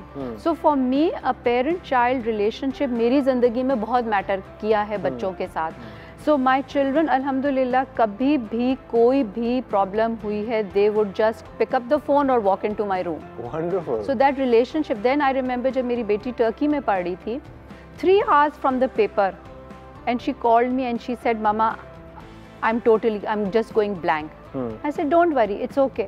सो इसलिए इससे मैंने ये देखा है कि वो जो कॉन्फिडेंस बच्चों का रहता है कि इट्स ओके, उस पे फिर आप उनको इनकरेज साइड लाइन पे करते रहते हैं कि उनका जो एप्टीट्यूड है उसको बढ़ाएं, उनको ऑब्जर्व करें कि उनके अंदर वाकई एप्टीट्यूड था, लेकिन कुछ चीज़ों की वजह से वो स्ट्रेस आउट हो रहे थे या नहीं कर पा रहे थे या वाकई नहीं समझ आ रहा था। सही। वो सपोर्ट देना ज़रूरी है। मुझे एक बात बताएं, चलिए ये तो आपने अपनी रिलेशनशिप बता दी और माशाल्लाह बहुत अच्छी बात है कि आपकी अपने बच्चों के साथ ऐसी रिलेशनशिप है, लेकिन बहुत से माँ बाप होते हैं, अब उनकी अपनी इनसिक्योरिटीज़ हैं, सोसाइटी इनसिक्योरिटीज़ हों, या अपने उठने बैठने जानने वालों के बीच में वो रह के उनको ये इनसिक्योरिटी पैदा हो गई हो कि जी दूसरे के बच्चे देखे कितने ऐसे हैं, तो जी मेरे बच्चा ऐसा क्यों नहीं है, वगैरह वगैरह। हर किसी का ये नहीं होता जिस तरह के आपकी रिलेशनशिप अपने बच्चों के साथ। और इसको देखते हुए स्कूल्स और कॉलेजेस और यूनिवर्सिटीज़, क्योंकि आपका उनसे भी ज़ाहिर है इंटरेक्शन हुआ होगा, और आपने नोटिस किया होगा कि अगर पेरेंट्स की तरफ से नहीं तो उनकी तरफ से ही आता है प्रेशर कि जी एक, अगर आप, क्योंकि आप चाहते हैं कि आप अच्छे से अच्छे स्कूल और कॉलेज और यूनिवर्सिटी अपने बच्चों को भेजें। सॉरी आपकी बिल्कुल आ गई है चाय और बिस्किट। थैंक यू बिजली। Thank you. सवाल करें फिर जी मैं सवाल बिल्कुल। तो मेरा सवाल ये कि अगर पेरेंट की तरफ से नहीं आता तो कॉलेज यूनिवर्सिटी वालों की तरफ से प्रेशर आता है, इससे बंदा कैसे डील करे? How should one approach them? क्योंकि देखें आप तो एक बड़े रिलैक्स पेरेंट हैं, लेकिन वो भी तो आगे आपको कहते होंगे कि जी आपके बच्चे में तो ये कमी है या ये खामी है या ये है ये, तो हाउ वुड यू? मैंने हमेशा इस चीज़ को बहुत पॉजिटिवली लिया है, ठीक है, और बच्चों के अंदर हमेशा इस चीज़ को इनकलकेट किया है कि टीचर का काम है इनकरेज करना और अच्छी हायर एक्सपेक्टेशंस रखना, बिकॉज हर टीचर चाहता है कि उसका बच्चा एक्सेल करे। बिल्कुल। हर टीचर चाहता है कि जो वो इनपुट दे रहा है वो सब में इक्वली ट्रांसफ़र हो।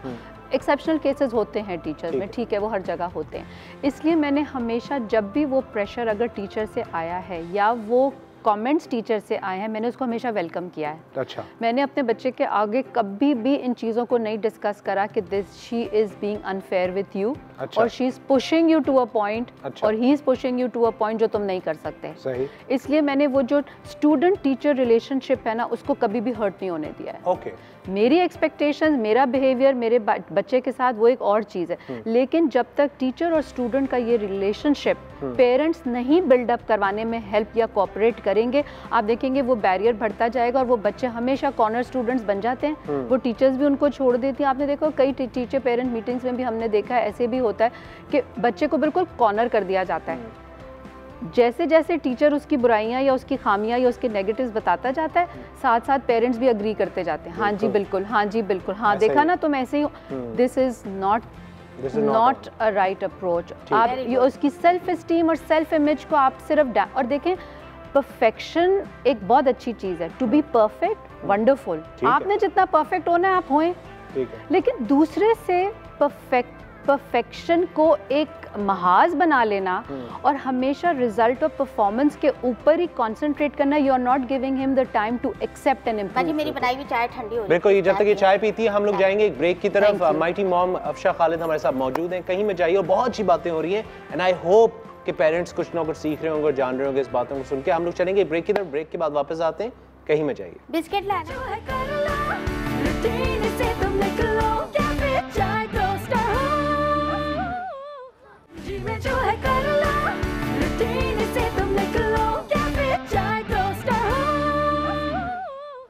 Welcome back to cafe chai toaster host. और इतनी अच्छी इस वक्त कॉन्वर्सेशन हो रही है, मैं इतना खुश हूँ क्योंकि बहुत से पेरेंट्स मैं देखता हूँ, बहुत से माँ बाप मैं देखता हूँ जिनके साथ बड़े मसले मसाइल हो जाते हैं, जिनके बच्चों पे प्रेशर आ जाता है, जिनकी रिलेशनशिप आपस में बच्चों के साथ ख़राब होने को आ जाती है, क्योंकि ज़ाहिर उनको ये नहीं पता चल रहा होता कि वो क्या कर रहे हैं, बच्चे किस तरह रिएक्ट कर रहे हैं, चीज़ें वगैरह रिगार्डिंग एजुकेशन, रिगार्डिंग बिहेवियर। तो बहुत अच्छी बातें हो रही है। इस वक्त माइटी मॉम हमारे साथ मौजूद हैं, अफशा खालिद, और इस सेगमेंट को हम आगे लेके बढ़ेंगे। बिजली यहाँ पे काफ़ी देर से खड़ी हुई है, बिजली के पास भी कोई सवाल है? क्योंकि आज आपके मुन्ने ने 100 मार्क्स लेके आया आपका मुन्ना। हाँ, तो बाजी बात ये है कि मैंने अपने बच्चे पे बड़ी सख्ती वख्ती की, तो मुझे बाद में बड़ा रियलाइज़ हुआ कि ये मैंने क्या किया, ये हल्के हल्के पड़ गए, उसके थोड़ा कमज़ोर सा भी मुझे लगने लगा। जैसे मैं माँ हूँ तो मुझे भी एहसास हुआ। लेकिन बाजी हमारे मोहल्ले में जो स्कूल है ना, वहाँ पे जो टीचर्स हैं, बच्चे जब वहाँ पढ़ने जाते हैं तो टीचर्स उनके ऊपर इतना ध्यान नहीं देते। हम कहते हैं फिर बड़े स्कूलों में डलवाएं, तो वहाँ के लिए फिर हमें ज़्यादा पैसे चाहिए होते हैं, उतने पैसे हम लोग के पास होते नहीं हैं। तो बाजी हम किस तरीके से अपने उन्हीं स्कूलों में पढ़ाएं नहीं, और वहाँ पे उनको हम इतना प्रेशर ना दें कि वो बच्चा जो है ना ज़हनी तौर पे एक दबाव का शिकार हो जाता है। जैसे वहाँ जो जैसे हमारे जो स्कूल के टीचर्स होते हैं ना जी, तो चाहे कितनी ही खूबसूरत बात क्यों ना हो, मैं तो एक छोटी सी बात बोलने वाली साक्षी, चाहे वो कितनी खूबसूरत बात क्यों ना हो, लेकिन इंसान के बोलने का या उसके रवैये का अंदाज ना अच्छा हो तो उसकी जो अल्फाज की अहमियत होती है, कदर जो होती है, वो खो देती। तो आप ये बताएं कि हम बच्चों को कैसे समझा सकते हैं कि इतना बोझ भी ना डालें और उसको समझाएं भी कि तुमने पढ़ना है, क्योंकि हमारे बच्चे आजकल है ना कुछ ज़्यादा जज्बाती हैं, बहुत ज़्यादा जज्बाती हैं। बिजली, पहली बात तो ये एज वालिदैन, क्या आप खुद अपने बच्चे को इतना नोट कर रहे हैं कि आपके अपने बच्चे की सलाहियतें हैं क्या? जो उसकी सलाहियतें आपको नज़र आ गई हैं ना, जिनको आप समझ गई हैं कि ये मेरे बच्चे में अच्छी चीज़ें और ये वो फटाफट कर लेता है, उसकी वो नुमायाँ करें। मैं आपको एक बात बताऊँ बाजी, हमारे यहाँ जो मतलब लोअर जो हमारी मतलब कम्युनिटी है ना, उनका क्या है, वो ये कहते हैं बच्चा नहीं पढ़ा, चल छੱਡ दे इसको, काम तो लगा दे। मतलब आपने उस बच्चे को पढ़ाई से छुड़ा के अब वो बच्चा थोड़ा अच्छी मतलब एज में 20 साल की एज में आया, 22 साल की एज में आता है तो वो कहता है मैंने क्या किया, मेरे अम्मा अब्बा ने मुझे पढ़ाया नहीं, इतनी सी बात तो मुझे कम तो लगा दिया। इस पे मैं आपको एक बात कहूँगी, बच्चों के अंदर ये सलाहियत नहीं होती कि वो अपना डिसीजन, तो जो बड़े उनको उस वक्त कह रहे, वो अगर कह देंगे ना ये पढ़ने लिखने के काबिल नहीं है, वो मान लेगा कि वो पढ़ने लिखने के काबिल नहीं है। बिल्कुल, क्योंकि उनमें वो सलाहियत अभी डेवलप ही नहीं होती कि वो एनालाइज कर लें कि ये माँ बाप मेरे बारे में सही बोल रहे हैं या नहीं बोल रहे। तो वो आप जितना नेगेटिव उनके अंदर डालेंगे वो उसको एक्सेप्ट करेंगे, वही चीज़ उनकी जो है ना शख्सियत में बन के बाहर निकलेगी। सबसे अच्छी चीज़ ये, आसान चीज़ ये, अपने बच्चे की सलाहियतों को पहले नोट करें, उसके बाद उसको शाबाश दें उसकी सलाहियतों पर। फिर आप देखें कि एक दो चीज़ें जाहिर है उसमें कमज़ोर होंगी, कोई भी वो परफेक्शन तो नहीं है। अब वो जो कमज़ोरियां हैं ना उनको सिर्फ आप नोट करें, उस तक फ़ौरन हमेशा शाबाश से शुरू करें और फिर कहें कि हाय बेटा अगर तुम्हारा ये हो सकता है तो मुझे तो लगता है ये भी हो जाएगा, हो जाएगा और तुम कर लोगे। ये जो है ना, ये तो मुझे लगता है ये तो तुम कभी नहीं कर सकोगे। ये जो जुमले हैं ना, फिर वो बच्चे को यकीन दिलाते हैं कि वाकई ये तो ये कर लूंगा, ये नहीं कर सकूंगा। नहीं, वो सब कुछ कर सकता है। मुझे लगता है कि बहुत सारे बच्चे जो होते हैं ना, हर किसी में कोई ना कोई टैलेंट या कोई ना कोई हुनर होता है, कोई ना कोई अपना हिडन टैलेंट होता है, उसको भी थोड़ा सा जैसे कहते हैं ना, थोड़ा सा उसको हाईलाइट करें और बच्चे से पूछना चाहिए कि तो अब जैसे मेरा अभी जैसे मेरा बेटा है, अब वो 9th ग्रेड में है, अब उसको अपने सब्जेक्ट्स आगे जाके सिलेक्ट करने हैं। मैंने टोटली उस पर छोड़ा, ऐसे जो तुम्हें बेस्ट और जो तुम्हारा इंटरेस्ट है we will give priority to that. मैं तो नहीं कहूँगी कि नहीं तुमने साइंस और मैथ्स ही करना है, उसका इंटरेस्ट किसी और सब्जेक्ट में हो, तो ठोसना नहीं चाहिए। दूसरा बात ये भी होना चाहिए, हमारे जो उस्ताद है ना, हम लोगों ने भी उन्हीं उस्तादों से पढ़ा है, पढ़ के यहाँ तक पहुँचे। तो मैं अपने मोहल्ले वालों के जो उस्ताद है ना, उनसे भी ये कहना चाहती हूँ कि बच्चों के ऊपर ना थोड़ा सा नरमी रखें। ठीक है, सख्ती हमने भी मारे खाई हैं, ऐसी गल नहीं है, आपने हमें भी मारा, लेकिन अब जो है ना कुछ ज़्यादा ही हो गया, ओवर हो गया, क्योंकि आप लोग फ्रस्ट्रेटेड का शिकार होते हैं और फिर उससे बच्चा जो है ना वो फिर देखिए, अगर एक चीज़ हम याद रख लें, ओवर टू यू जहाज है। अच्छा, एक बात है डिनो जो हम याद रख लें वो ये कि पनिशमेंट जो है ना वो कभी भी बिहेवियर अच्छा नहीं लाएगी।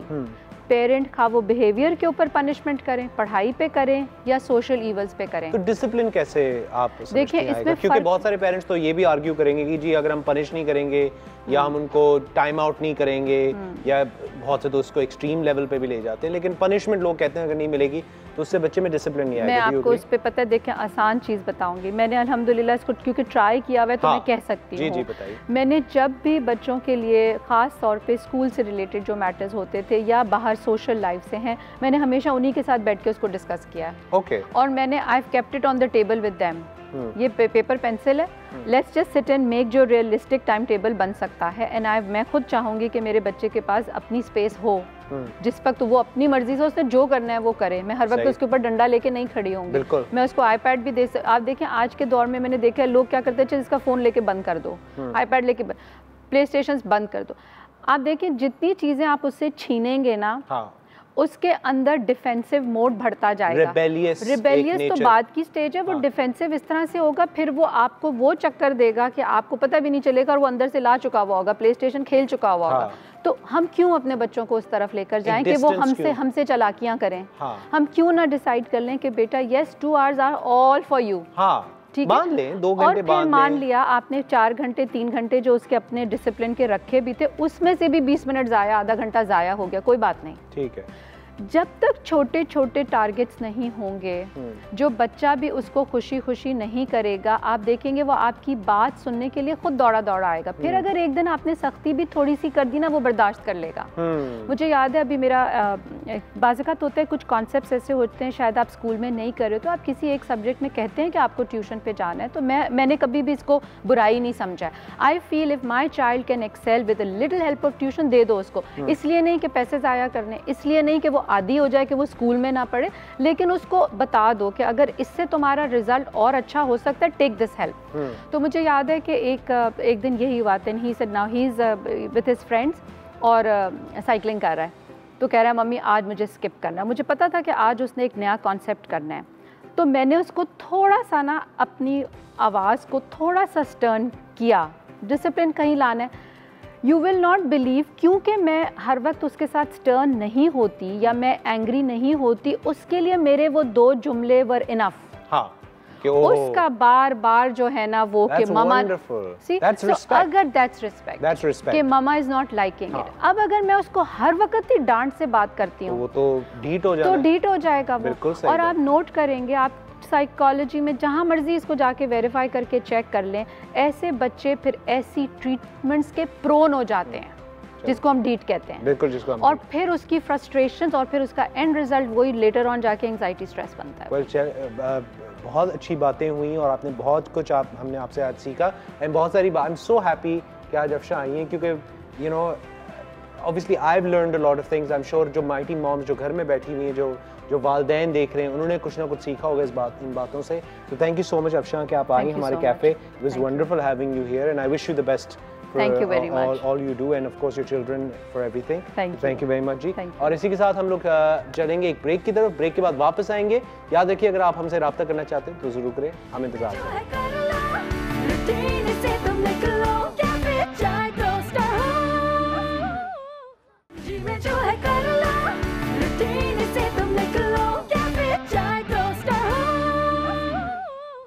वालेकुम जी, कैफे पे बहुत बहुत वेलकम। हमारा नाम है नसीब खान सर, आपका नाम? डॉक्टर अजमल काज़मी। डॉक्टर अजमल साहब, आप बनाते हैं यहाँ पे चाय ऐसा बनाते हैं कड़क वाला कि अगर सुबह नहीं हुई ना तो हो जाएगी। अच्छा, तो बताएं आपके लिए कैसी चाय बना के लाए? आप पहली बार आए हो हमारे कैफे। वो जैसे ही कड़क बनाता है वैसे ही वैसे पी लोगे? वैसे ही बस फिर अभी ताज़ा ताज़ा लेकर आए। आप जरा हेलो हाय करो, मैं भी आया। थैंक यू जी, वेलकम जी हमारे कैफे में आने का बहुत बहुत शुक्रिया। डॉक्टर सैयद अजमल काज़मी साहब इस वक्त हमारे साथ मौजूद हैं। मैं इनका क्या इंट्रोडक्शन दूँ, इतना सब कुछ ये करते हैं, इतनी सारी चीज़ें हैं। He is a certified psychiatric rehabilitation practitioner. He is a consultant psychiatrist and specialist in psychiatrist rehabilitation, child psychology, consultant psychologist, senior advisor at KPT Karwan Hayat. Doctor Ajmal Kazmi साहब ने ऑब्वियसली टाइम निकाला है, इनका इतना बिजी स्केड्यूल है, हम बड़े खुश हैं कि आज आएँ। आज हम डिस्कस कर रहे हैं परफेक्शन पेरेंटिंग की जो पिटफॉल्स हैं और जो पेरेंट्स अपने बच्चों पे अनरियलिस्टिक प्रेशर्स डालते हैं और चीज़ें वगैरह। काज़मी साहब, obviously there so many things doctor साहब जो हम डिस्कस कर सकते हैं, इतनी सारी चीज़ें भी हमने डिस्कस की हैं, लेकिन मेरा पहला सवाल जो ये है कि पेरेंट्स इतने ऑब्सेसिव क्यों हैं बच्चों के ग्रेड्स के मामले में या बच्चों के बिहेवियर के मामले में? ये जो एक ऑब्सेशन है कि जी नहीं पढ़ाई अच्छी होनी चाहिए जी, मुझे 100 नंबर ही चाहिए जी, मुझे बिहेवियर टिप टॉप परफेक्ट होना चाहिए, जो इतना प्रेशर बच्चों पे डाले जाते हैं एक बड़ी यंग एज से, ये क्यों है? ये इनसिक्योरिटी कहाँ से आती है पेरेंट्स के? असल में मैं ये समझता हूँ कि हमारा जो तालीमी निज़ाम है पाकिस्तान में ना वो सही नहीं है। अच्छा। और उसके अंदर क्योंकि हम लोग बहैसियत पेरेंट्स जो गुजरे हैं वो भी उसी निज़ाम से गुजरे हैं। हाँ जी। और उनको भी शुरू से यही बिठाया गया कि भाई पढ़ाई पढ़ाई पढ़ाई, लेकिन अगर प्रैक्टिकली लाइफ में देखें तो जो बहुत पढ़ते हैं वो ज़िंदगी में इतने कामयाब नहीं होते, जो कि मीडियोकर्स होते हैं वो लाइफ में ज़्यादा कामयाब होते हैं। वो सारे लोग देखते हैं, लेकिन फिर भी ये दिमाग में ये ऑब्सेशन रहता है। और क्योंकि वो खुद पेरेंट वो चीज़ अचीव नहीं कर पाए होते हैं, तो आमतौर से पेरेंट्स का ये होता है कि जो वो खुद चीज़ नहीं कर पाते वो चाहते हैं उनके बच्चे ज़रूर कर लें, तो उसके ऊपर वो अपने ऑब्सेशंस को अपने बच्चों पर मुसल्लत करते हैं और उसका इम्पैक्ट ये होता है कि बच्चे तो बेहतर होने के बजाय वो ख़राब हो जाते हैं। मेरा तो अगला सवाल यही था कि अगर इस तरह की ग्रिलिंग होगी बच्चों की, या इस तरह के बच्चों पे प्रेशर डाले जाएंगे, इस तरह बच्चों को जिसे कहते हैं प्रेशराइज किया जाएगा, तो इसकी पिटफॉल्स क्या हैं? क्या इसके फ्यूचर में नज़र आ सकते हैं इसके? देखिए बच्चे, आप मैं एक सिंपल से एक मिसाल देता हूँ आपको। आप एक पौधा लगाएं और ऐसी जगह लगाएं कि जिसके चारों तरफ खुली जगह हो और बीच में पौधा लगाएं, और वैसे ही बिल्कुल सेम पौधा आप लगाएं जो दीवार के साथ लगा हुआ, और दोनों को सेम खाद दें, सेम पानी दें। सारी दुनिया जानती है कि जो पौधा बीच में लगेगा वो पूरा खुल के बाहर आएगी और चारों तरफ से सेम होगा। बिल्कुल। लेकिन जो दीवार के साथ पौधा होगा वो हमेशा टेढ़ा होगा, आप कितना भी उसको पानी दे दें, कितनी भी अच्छी खाद दे दें, क्योंकि दीवार उसको टकरा रही है उससे बार बार। तो यही वजह ये इंसान के बच्चे की है कि बच्चा जब ग्रो करता है तो उसको एक फ्रीडम चाहिए फॉर ग्रोथ।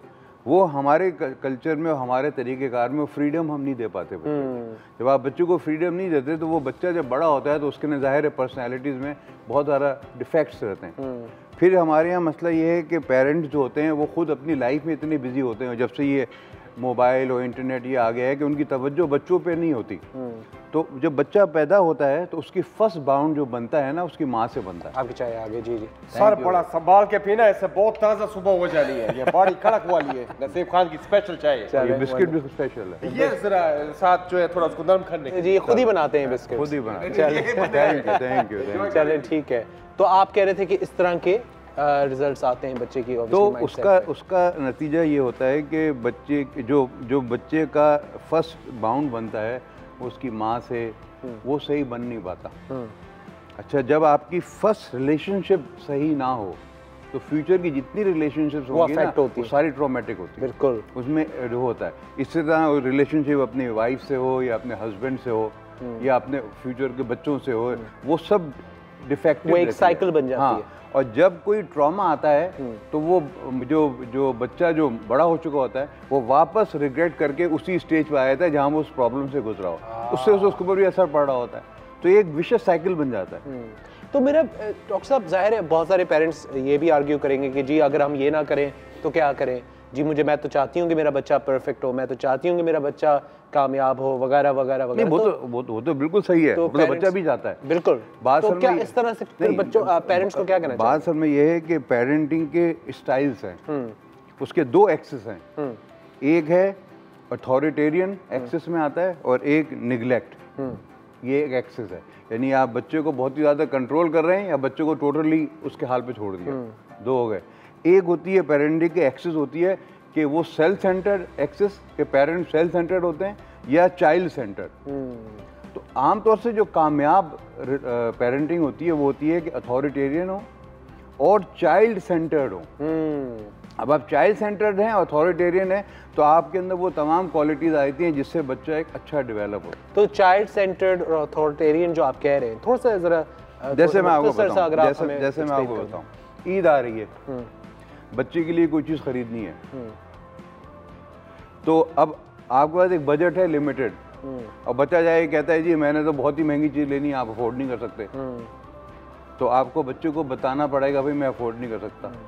अब आप खुद ही जाके बच्चे के लिए चीज़ ले आए तो वो बच्चा कभी भी खुश नहीं होगा, सिर्फ हम खुद भी नहीं खुश होंगे। हाँ, ऑफ कोर्स। अगर आप बच्चे को शॉपिंग करने खुद लेके जाएं और उसको बताएं हमारी ये लिमिटेशन, हम इतने पैसे तक की तुम्हें चीज़ दिलाएंगे, तुम चलो जो चीज़ पसंद करोगे वो करेंगे, वो ले लो, हैं, जो कलर तुम्हें पसंद होगा वो हम तुम्हें दिला देंगे, जो कपड़ा। अब वो कोई बच्ची है तो वो कहती है कि मुझे ऐसी चीज़ें चाहिए, उसमें कुछ बात होता है कि इंसान के रिलीजियस तौर पर वो चीज़ें सही नहीं होती, तो माँ बाप झड़क देते हैं। झड़कना नहीं चाहिए, डिस्कस करें, समझाना चाहिए, समझाना चाहिए और अपने कल्चर और अपने रिलीजन को हमेशा आगे रखना चाहिए। अगर आप ये नहीं रखेंगे तो बच्चे जो बड़े होते हैं वो कहते हैं कौवा चला हंस की चाल, अपनी चाल भी भूल गया। तो जो बच्चे बड़े होते हैं ना वो घर के रहते हैं ना वो घाट के रहते हैं, और वो क्या होता है ना वो अंग्रेजी कल्चर में फिट हो रहे होते हैं ना वो अपने कल्चर में। और आपको अपर क्लास में आप जाएँ उनके, मैं तो डिफेंस में भी प्रैक्टिस करता हूँ और कारवान में भी करता हूँ, मुख्तलिफ जगह में, तो अमीर गरीब सभी देख रहा होता हूँ, तो फिर इनके बच्चे माँ बाप परेशान होकर आते हैं कि बच्चे फिर जब बड़े हो जाते हैं तो दे आउट ऑफ कंट्रोल, इसलिए कि आपने कल्चर को कुछ सिखाया ही नहीं है। तो अब सिखाने का मतलब ये नहीं है कि आप उस पर दादागिरी करने लगे, आप उसको समझाएं। और ये नहीं समझें कि बच्चा समझ नहीं सकता, आप बच्चे को आराम से समझाएं, उसको सारे डायरेक्शंस दें और अपने लिमिटेड चीज़ों में उसकी राय का ख्याल करें। बेशक जब आप बच्चे का राय का ख्याल रखेंगे और बच्चा अपनी पसंद से कोई चीज़ लेगा तो उससे खुश भी होगा, खौफ वो 100 रुपये की चीज़ और इन्वॉल्व करें उसको। यही तालीम में भी है, बच्चे को इन्वॉल्व करें। फिर बच्चे को पनिशमेंट नहीं दें, बच्चे को अच्छे काम पे रिवॉर्ड दें और खराब काम पे रिवॉर्ड नहीं दें। तो नेगेटिव रिइंफोर्समेंट होती है, रिवॉर्ड ना देना भी एक तरह से इनडायरेक्टली एक पनिशमेंट है, लेकिन ये साइकोलॉजिकली एक्सेप्टेबल है और फायदेमंद है। बट आई थिंक रिवॉर्ड ना देना एक बच्चे के लिए वो भी होता है, एक मोटिवेशन भी होती है कि मैं नेक्स्ट टाइम अच्छा करूं। लेकिन जब बच्चा अच्छा काम करे तो फिर आप फौरन रिवॉर्ड दे दें। ये नहीं है कि बच्चे ने काम अच्छा किया, रिवॉर्ड आप कहने जब मुझे तनख्वाह आएगी तो मैं दूंगा। तो आप उससे फिर बाउंड नहीं करें ना उसको, आप उससे वो बात करें जो आप कर सकते हैं। आप उसको एक आइसक्रीम खिला दें, यही बहुत बड़ा रिवॉर्ड है बच्चे के लिए। बिल्कुल है, और बहुत अच्छी बात की है। डॉक्टर अजमल काज़मी इस वक्त हमारे साथ मौजूद हैं, बहुत अच्छी बातें हो रही हैं। आई होप कि पेरेंट्स कुछ ना कुछ सीख रहे हो। अगर आपके पास कोई सवाल है डॉक्टर साहब से पूछना चाहें तो अपने बच्चों के बारे में, अपनी पेरेंटिंग के बारे में, किस तरह के आप पेरेंट हैं, कॉल करें हमसे रब्ता करें और बात करें। डॉक्टर साहब से कोई सवाल पूछना चाहें बिल्कुल पूछ सकते हैं। मिलते हैं एक ब्रेक के बाद।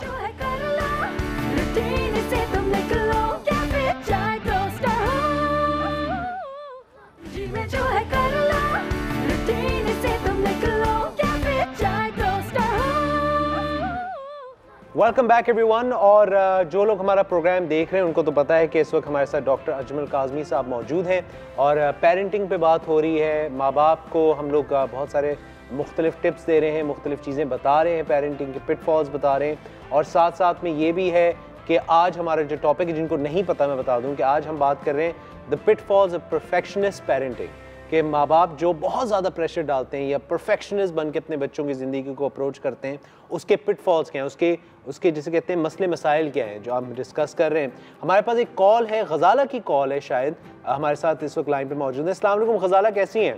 जी अल्लाह का शुक्र है। मुझे डॉक्टर अजमल काज़मी से बात करनी है। बिल्कुल जी, बात कीजिए। ये डॉक्टर साहब मौजूद हैं, कोई भी सवाल पूछना चाहें पूछिए। अस्सलाम वालेकुम डॉक्टर साहब। वालेकुम सलाम। डॉक्टर साहब, मैं गजाला काशिफ बात कर रही हूँ, आपकी बहुत पुरानी पेशेंट हूँ।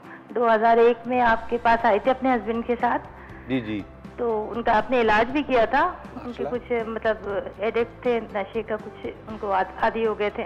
जी जी। तो माशाल्लाह से आपने इलाज किया डॉक्टर साहब, वो तो इतने अच्छे हो गए, बस अल्लाह आपको जिंदगी दे। मैं तो दुआएं कर सकती हूँ आपके लिए, क्योंकि मैं तो इतने दूर से आई थी, शादी हो गई थी मेरी। काशिफ आप जानते भी होंगे, काशिफ हलीम। जी जी जी जी। मैं तो वो बहुत हम लोगों की माशाल्लाह बहुत अच्छी लाइफ हो गई। अल्लाह आपको बहुत सेहत दे, तंदुरुस्ती दे, बहुत ज्यादा। अच्छा डॉक्टर साहब, मुझे अपनी बेटी के बारे में बात करनी थी। जी जी पूछे। ये 13 साल की हैं, 9th क्लास में पढ़ती हैं। तो इनको जो है मोबाइल वगैरह की बहुत ज्यादा आदी हो गई थी, उनकी आंखें खराब हो गई थी।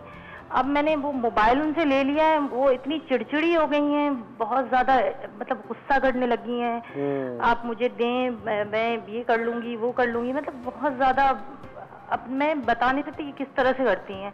अब मैं परेशान हो गई हूँ इनके लिए कि मैं क्या करूँ और किस तरह से इनको वो करूँ। चले वो गजाला, बहुत बहुत शुक्रिया आपने कॉल किया। और ये एक बड़ा जिसे कहते हैं, ये मसला सिर्फ गजाला के नहीं, बहुत सारे पेरेंट्स इस मसले से गुजरते हैं कि जी आजकल जो आज जैसे अभी आपने थोड़ी देर पहले बात की कि टैबलेट्स, आईफोन्स, PS4, गेमिंग वगैरह टेक्नोलॉजी का जो ज़माना आ गया है, उसको बच्चों ने बहुत सीरियस ले लिया। अब जैसे उन्होंने कहा कि इनकी बेटी अब चिड़चिड़ी हो गई, तो क्या एडवाइस? सिर्फ बच्चों ने नहीं, बड़ों ने भी ले लिया है।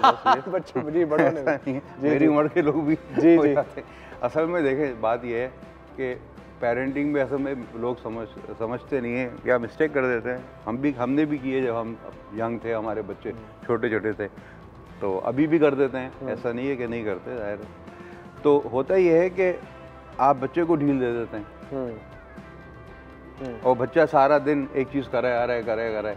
जब उसके इम्पैक्ट आने लगते हैं तब आप रियलाइज़ करते हैं कि ये चीज़ गलत है, ये गलत है। हाँ। तो आप क्या करते हैं, उससे आप सारी चीज़ ले लेते हैं। अब आप एक मुझे बात बताएं, आपको सपोज किसी को स्पोर्ट्स का शौक है, रोज़ाना जाता है वो और सुबह 2 घंटे क्रिकेट प्रैक्टिस करता है, शाम को 2 घंटे प्रैक्टिस करता है। अब आप उससे कहते हैं तुम क्रिकेट नहीं खेलो।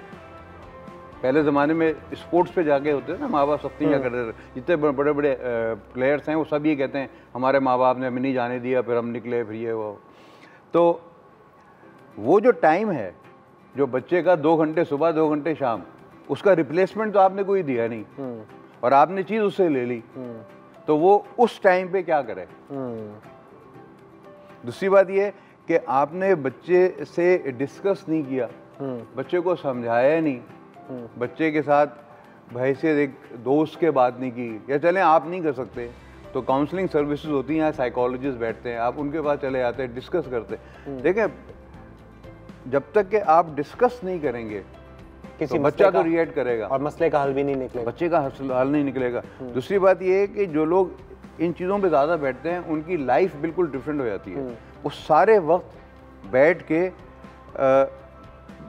बैठ के काम करने की आदत होता है, उनको चलने फिरने की, एक्सरसाइज की आदत नहीं होती। आप उसकी को डाइवर्ट करें दूसरी एक्टिविटीज़ में, ऐसी एक्टिविटीज़ जिसमें उसका इंटरेस्ट हो। उससे पूछे भाई तुम्हें क्या करने का शौक है, अगर तुम्हें घूमने का शौक है तुम्हें घूमने ले जाया करेंगे उससे हटाने के लिए। फिर याद ये है कि तुम कोई स्पोर्ट्स में हिस्सा लेने लगो, या कोई एक्टिविटी ऑल्टरनेट शुरू तो करें आप। हाँ। अगर आप शुरू नहीं करें और फिर चीज लेके अपने पास रख लें तो बच्चा तो जिद में आ जाएगा। अब चिड़चिड़ा भी। अब ये बताइए, अब जब बच्चा चिड़चिड़ा हो गया तो अब क्या करे पेरेंट? मतलब अगर अब जैसे इन्होंने कहा कि उनका बच्ची जो है वो चिड़चिड़ी हुई है, तो इसका क्या हल है कि मतलब किस तरह इससे डील किया जाए? इसका ये है कि देखें, अगर आप खुद हैंडल नहीं कर सकते तो प्रोफेशनल हेल्प लें। हमारे मुल्क में इतना कॉन्सेप्ट नहीं है कि आप प्रोफेशनल। हमारे यहाँ ये है कि कोई आदमी किसी के पास जाता है, किसी मसीहा के पास, तो वो चाहता है वो दवाइयाँ लिख कर दे दे। हमारे यहाँ कॉन्सेप्ट ये है, दवाएँ तो दवा ज़रूर लिखें, लेकिन हर मसले का हल दवा नहीं होता।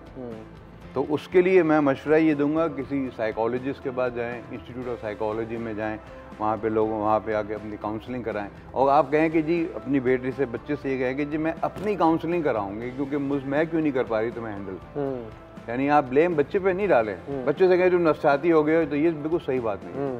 आप ये कहिए मैं हैंडल नहीं कर पा रही तो मुझे जाके उससे बात करना है। पहले खुद जाएँ और उनसे बातें करें, वो आपको बैठ के असेस करके बताएंगे कि इस सिचुएशन को कैसे हैंडल करना है। असेसमेंट करेंगे पूरा, और फिर बच्चे को भी बुलाएंगे, हो सकता है हस्बैंड को भी बुलाएं, और फिर एक सलूशन निकालेंगे इसका। डायरेक्ट ये दवा खिलाना इस चीज़ का सलूशन नहीं होता।